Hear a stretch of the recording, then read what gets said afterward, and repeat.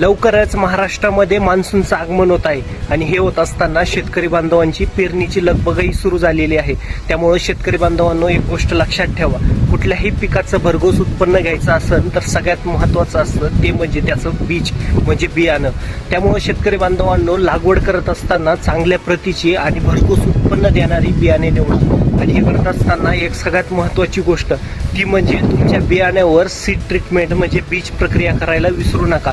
विविध प्रकारचे पावडर फॉर्ममध्ये मिळणारे बुरशीनाशक वापरा। थायरम, कॅप्टन, कार्बन डायझिम, मेटॅलेक्झिल सारखे बुरशीनाशक तुम्ही वापरू शकता।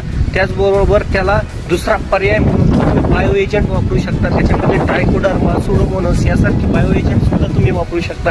त्यामुळे शेतकरी बांधवांनो लागवड करत असताना बीज प्रक्रिया नक्की करा, जेणेकरून तुमच्या बीज उगवण क्षमतेमध्ये किमान 20 ते 30% वाढ होऊन तुमच्या शेतामध्ये 80 ते 90% बियाणं उगलं जाईल आणि तुम्हाला तुमच्या उत्पादनामध्ये वाढ झालेली दिसेल।